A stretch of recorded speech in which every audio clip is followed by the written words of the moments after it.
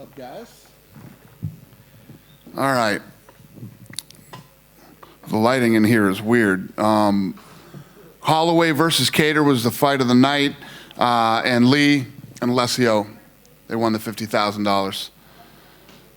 Dana, ABC debut in the books. Can't imagine you could dial it up much better for a network television debut. No, it was incredible. You couldn't script it better. It was a good night. Really happy. A little drained. It's funny. I was telling my guys tonight, as successful as we've been and all the things that we've accomplished over the last 20 years, and just coming through the pandemic and all this shit, you still sweat. I grew up on ABC's Wide World of Sports, and tonight was a big deal for us. So to be able to deliver the way, and so if we would have went over tonight, if the fights went long and we went over, they would have shut us off. It wouldn't have just spilled over because it goes into the local news. So we had to be off. We got off at 57. I mean, the whole thing couldn't play out any more perfect than it did. That's awesome. Going in, it was just a one-time thing, right? I mean, we weren't sure what the future is. Have you talked to network execs? I mean, have they said anything like, hey, that was amazing, let's do this again real soon? Well, it just got over, no. But, they wanted us, and we said, awesome, let's do this. And it was pretty damn good. So I told the guys when they weighed in the other day and when I did the fighter meeting, when this thing lined up, when ABC asked for a fight and the dates were lining up and this was the card that was lining up, I was like, thank God. I knew this card was going to be good. It did, start to finish. The main card, yeah, the prelims were... Main card was good, though. Yeah. And, of course, the main event was incredible. Can you talk about, Max Holloway, guy looking, as good as he ever has? What do you think about his performance tonight? Yeah, I think that people keep doubting Max and thinking, is old Max going to show up? The guy who's lost the step and all this, and he just doesn't. A lot of people whom we all respect and know a lot about this sport picked Kattar to win tonight, and and let's give Kattar the respect he deserves too. It takes two to make a great fight, and incredible. What'd you make in the fifth round? He's talking to the commentary team and slipping punches at the same time. I mean, what do you make of something like that? He's fun, man. Holloway's fun. What's crazy is too, I haven't talked to Max about this. I don't know if this is 100% true, but I was hearing that he didn't even spar for this camp. So to not spar for this camp and come out and perform the way that he did is pretty impressive. Traditionally, when you go 0-2 against a champion, it's tough to get that third fight, right? I mean, we've seen that throughout history. But, man, the way the guy looked tonight, if Volkanovski, I know we still got to do Volkanovski-Ortega, but if Volkanovski were to win, would you at least consider Max for a third fight the way he looked tonight? I think we have to. I mean, when you're the champion, you have the top 5 guys in the world gunning at you, right? When you're the number 1 contender in the world, you got the top 10 guys in the world. And sometimes number 8 is more dangerous than number 3. Tonight he fought a bad dude that a lot of people thought was going to beat him, and he went out and treated him like number 6. So he did what he needed to do in spectacular fashion tonight, and I think that he deserves to fight Volkanovski again. Yeah, fantastic. The Khabib news was revealed tonight, right? It's funny. You said it was going to be yes or no, and it ends up being a maybe, more or less, right? Yeah. So what was your feel walking away? I mean, I know you were hoping for a definitive answer. I guess it's not a no, but what's your feel? Yeah, and I don't think it was a maybe. I think that, the thing is with him is when you make the decision to retire, I knew that he made the decision under unbelievable emotional stress, and his dad died. He got hurt during that camp, couldn't even train right, couldn't cut weight right. I mean, all the things that he went through, and then went out and performed the way that he performed, and then made that decision that night. He said, listen, you're not tying anything up, just go home, spend some time with your family, heal up, think about it. And then he and I got together, and he's like, I want to see if somebody really blows me away and impresses me. next week. You got the co-main event and the main event, and obviously Oliveira looked awesome against Tony Ferguson. So that's an interesting fight to him. And we'll see what these guys do this weekend. And I think it's fun. The last thing, I saw a lot of people bitching, oh, he always says he lets people retire and all that shit. What do you guys not want to see fucking Khabib fight again? Holy shit. The friggin' drama fucking queens that follow this sport are unbelievable, but I don't. So hopefully he sticks around and does one more. Nice. Last thing for me, and I guess just to kind of clarify that, so really all 5 of those guys are in play, as you mentioned, the main, the co-main, Oliveira, and you'll just let him pick it and say, that's the one I want? To him, he wants to see everybody. He wants to see all these guys fight. He wants to, already said Oliveira looked awesome. That guy looked great. And felt like, he deserves a shot at the title. Let's see what everybody brings next weekend. Hey, Dana. I know it literally just happened and you have to sort of let these things play out, but was Max's performance tonight possibly the best we've ever seen? I mean, he got a 50-42 scorecard. He landed more strikes or he threw more strikes ever. Could that have been the best performance we've seen? Well, he looked incredible, and I see a lot of people. Rogan did a nice write-up on him, posted on social media. The best he's ever looked. He looked incredible tonight, but I thought he looked unbelievable against Aldo. He's had some performances that he looked completely dominant and really just, finished the fight and everything else. He looked amazing tonight, but I don't know if I'd call this his best performance ever, but it's up there. It's one of them. He shouted it in the cage. Do you think he's the best boxer in the UFC? The best boxer? Yeah. He's one of the all-time greats, period, fighting. One of the all-time greats. Is Khabib going to be there to watch the Conor-Dustin fight? No. He's cornering on Wednesday, and then he leaves. So he leaves and goes to Vegas. So I will have the fight and fly home on Sunday, and I'll see him again in Vegas. So those fights will have played out. He and I are going to hook up and go to dinner in Vegas and talk again, and we'll make a decision. And the one thing that he did say is, I'll never hold up the division. Whoever's next, if I decide I don't want to fight any of these guys, whoever's next is next. So will that meeting be a yes or no meeting? Yeah. Cool. No, he just said he won't hold up the division. Okay. So he's either going to fight somebody or he's going to walk away. Thanks, Dan. Going off of what you said, that Max has had a lot of great performances. He's also had a lot of iconic moments, like pointing at the ground against Lamas, like teaching Brian Ortega how to a block in the middle of a fight.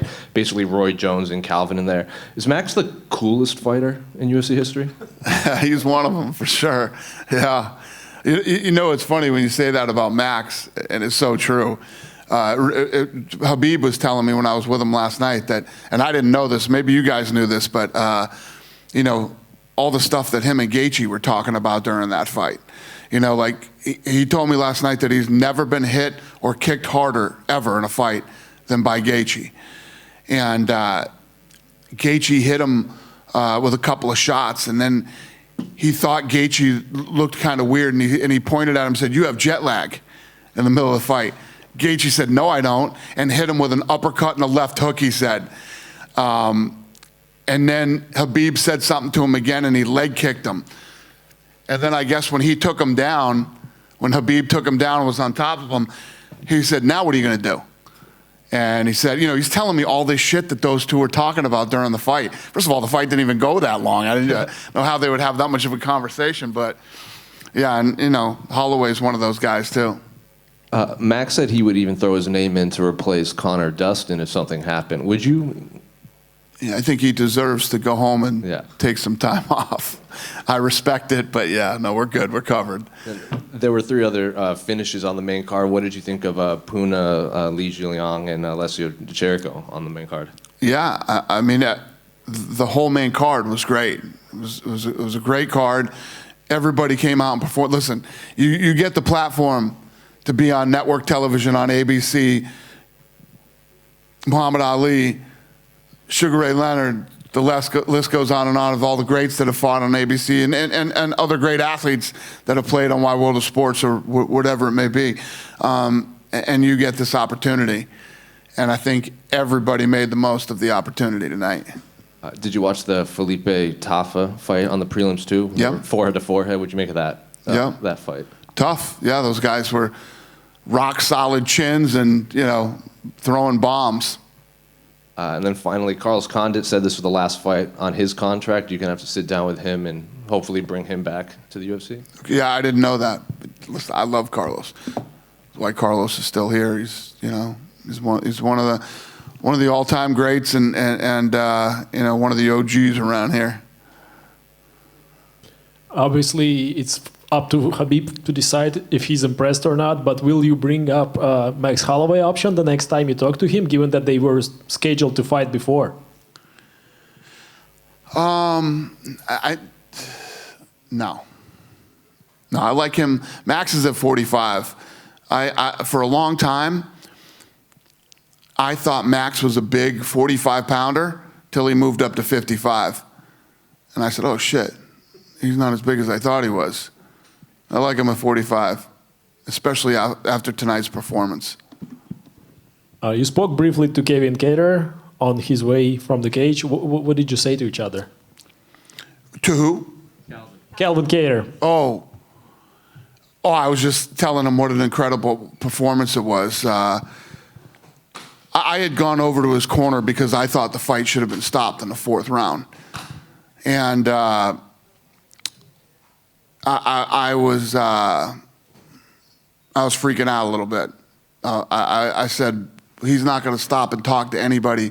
We're going to take him straight to the ambulance and send him to the hospital. So then I went over to him and I said, you're so tough. What an unbelievable performance. And he said, that's not what I want to be known for. And he goes, but I'm not going to back down to anybody. And I said, we're going to send you straight to the hospital right now. I don't want you talking to anybody or doing anything. And then he started laughing and thought that was funny. So he's in good spirits. His head was clear. And, our interaction made me feel better. And all's good. I'm hearing everything's good so far. So those kind of fights freak me out. Dana. Go ahead.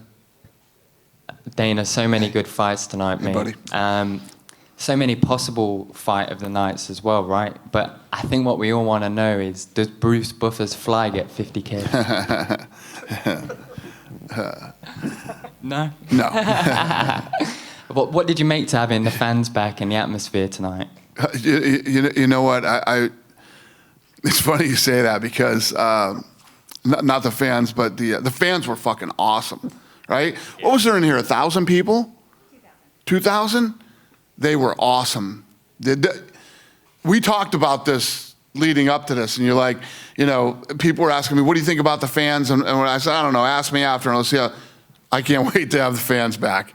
They were awesome tonight, man. They had so much energy, and it sounded like there were more than 2,000 people. But we're going on ABC tonight, and all right, I'm going to tell you all this shit. All right, so we're going on ABC tonight, and the Fly attacks Bruce Buffer at the beginning of the thing. Prelims were, and I don't know if any of you noticed this, but we didn't do a show open in-house. We fucked up and completely didn't do a show open. So I'm freaking out, screaming at everybody. 20 fucking years we do show opens. There's fans in the arena. What happened after that? Then the mouthpiece falls out and goes in the fucking crack in the octagon during the ABC fight. And I'm sitting there going, what the fuck is going to happen next, man? This is good. So the beginning of the show was a bit rocky, and I was getting freaked out. And then everything just caught its stride, and we got back on. Have you guys ever seen a mouthpiece come out and fall down the crack in the octagon and the ref can't reach it? In the middle of a fight where somebody's about to get finished and we have to wait, so I don't know how you talked about the Fly, yeah. So that's how we ended up here. But yeah, it was a weird beginning to the night, but it all came together. Thank you. Yeah. Hey, Dana, to your right. Hey, what's up, buddy? Just curious, during the conversation with Khabib, did GSP's name ever come up, or even possibly going up to 170 and being a champ? No, GSP never came up. He's not interested in that fight. And from what I hear today after that, neither is GSP. So that's over. How many more fans do you anticipate having in the crowd for Conor McGregor? Because it is a Conor McGregor fight. I think the same. I think it's going to be the same. I think it's actually most of the same people, too. I think they sold packages for all 3 fights. Congratulations. Thanks, buddy. Dana, back here. Hi. All the way back here. Sorry. Hi. There you go. So this is the 9th time that Holloway fights as a main event. Do you think now he deserves a break, or are you going to schedule him again as a main event in a couple of months? Holloway? Yeah. No, I think what we do now is you let Holloway have some time off until he could possibly fight for the title again. I don't know if that'll be too long or whatever, but we'll figure it out. And I have a couple of questions about the 10th anniversary of Anderson Silva versus Vitor Belfort fight. Yeah. How important was that fight for the growth of the relationship of UFC in Brazil? Brazil's always been a hotbed. You know, there's so many stars and so many world champions that have come out of Brazil, not only in the UFC, but Pride and a lot of other organizations. I think that fight, there was always this mystique around Vitor Belfort, you know? And even Anderson Silva, when he became a champion, Anderson didn't really sell at first and had never really blown up to be that big of a... He was doing incredible things. But the night that he kicked Vitor Belfort in the face, the whole thing blew up, and he became a huge star, and it definitely ignited Brazil. But, you know, Brazil's been so big for so long anyway. And my last question is, do you have any fighter, Brazilian fighter, or a match in mind that could just in the future be as big as that one and maybe return and explode the MMA in Brazil? No, not off the top of my head, but it's there. It's coming. I mean, it's going to happen. There's just too much talent in Brazil. There's so much talent. Somebody's going to come up the ranks, and we'll have another big superstar out of Brazil for sure. Dana, just a quick one for me. What did you think of the Dietricho Buckley knockout? Yeah, it was awesome and completely, you know, head kick and yeah. I mean, I don't know what you're looking for. I mean, no, I'm just curious. It kind of shows the craziness of the sport, right? He's coming off a crazy head kick of his own, and then that happens to him. And it's a guy who's on a 3-fight losing skid. Yeah, 100%. And at the, you guys, I mean, I was going to tell you, you guys were there sitting right in the front row, but, you know, Buckley said, "You said you're not scared of me? You better be scared of me." And, you know, was really trying to get into his head at the stare downs. And then, boom. I just found out that kid was mad. Did you guys talk to him? He didn't talk to us. He said he said that because we don't interview losers, we only interview the winners. So he's like, we should be. I just heard that. Craziest shit I ever heard. I saw him in the back, and I walked by him and his team. I was like, "Hey, congratulations!" And they looked at me like, "The fuck you want?" Seriously, they literally looked at me like, you know, like they lost. And I looked at Brian and said, "Man, that's an unhappy crew, huh? What the hell's wrong with them?" Apparently, they didn't know they won. Dang. Yeah. And just one more. You talk about Max deserving a fight with Volkanovski again, assuming he wins. Do you think that's going to be a challenging conversation with Alex to maybe get him on board with that fight? Because it seems like his frustration towards that is kind of growing, and he doesn't even want to hear about Max's name at this point. I don't know. I mean, listen, he's got this Ortega fight coming up, and I think, you know, for a guy like him to watch this fight tonight when he's the #1 contender. And like I said to you guys tonight, a lot of people whom I respect thought Calvin Kattar was going to win this fight tonight. And the way they looked, Volkanovski can't even deny that Max deserves another shot. And speaking of that Volkanovski-Ortega fight, along with the report of that coming out today, there was some talk of maybe Stipe Miocic and Francis Ngannou being the main event for that March 27th card. Where do we stand on that? Is it March 27th? Is it done? You did it. Congrats. Oh, there we go. Thanks, Dana. Yep. Hey, Dana, just a quick one. The experience of having the fans there tonight, that hasn't changed your mind on full arenas only? No, it hasn't. Because let me tell you what, you aren't going to go everywhere and get 2,000 fans in a big arena like this and have it sound like that. This crew that was here tonight was amazing. These people were awesome. I don't know where these guys are from, if they're from Abu Dhabi or other places, but I look forward to seeing them again on Wednesday and Saturday. It was awesome. Dana, just wondering if you gauge Khabib's interest in McGregor out of all of those people, because obviously he's been quite vocal in that he feels that McGregor had to get fights to get back to him. How special do you think it is he considers who is number 30 given his father's wishes? What's your question? What's the question? I heard most of the things you said, but I don't hear really well, so sometimes they got to tell me. It's the British accent, probably. That doesn't help. Did you gauge Khabib's interest in McGregor out of all of those people that he mentioned? I wonder how special he wants the opponent to be for the magical number 30. Yeah, I don't know. I mean, he knows what he's going to be looking for. Listen, Conor said he's going to blow everybody's minds on Saturday, so that's true, and he does that in spectacular fashion because we all know Poirier is not the same guy that he fought the first time. So if he can come out and you can say whatever you want, Conor McGregor versus Khabib, the rematch is a massive fight, and if Conor should win in spectacular fashion, it would even be hard to say that he doesn't deserve the shot. We was also going to have Leon Edwards and Khamzat Chimaev over here. Unfortunately, fell through again, 8 weeks away now. Yeah. How much pressure was on you to change that? Because it seems there was a lot of guys chomping at the bit to fill in the void, but you stayed true to the fight. Yeah, I just think for both of those guys, it's a great fight. It's a fight that people want to see, and I think it's going to be a good fight.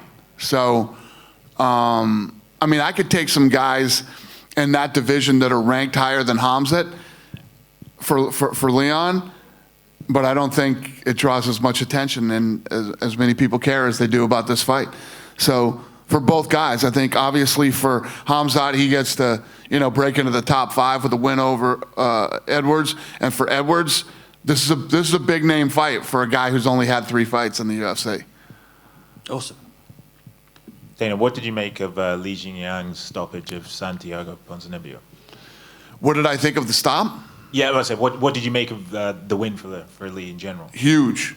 It's huge for Li. Ponzinibbio's been on a tear. He's been off for a couple of years, which is always dangerous to do. That was a legit finish, and I thought that the ref did a great job in that fight too. It was a great stoppage. Because Ponzinibbio was unhappy about the stoppage. And given Ponzinibbio's win streak before, obviously, the hiatus, where do you think that this puts Jingliang? Where does this put? Where do you think it puts him in terms of the division? Who? Ponzinibbio? No. Lee? Yeah. Oh, Lee's ranked now. I mean, he's this was a big win for him tonight. This was everything for him. Yeah, it was a big night. Dana, how you doing? Hi. Was there one moment that stood out for having the fans back that you thought, it's not the full capacity, but this is worth having 2,000 people in here? Well, there were a few times actually. During the Condit Brown fight, I can't remember which guy did it, but Condit or Brown, they were on the ground, and one of them flipped them over and got the top position, and the crowd went crazy. Just little things like that make fights fun. And during the fight, they were chanting Holloway, and it's been like a year for us since we've had fans. And I'm not gonna lie, I've been getting comfortable and lazy with just driving over from the office and walking in with, jeans and a t-shirt on and watching the fights. But it was very, very cool to have fans back. And like I said before, this is the same crew that's coming all week.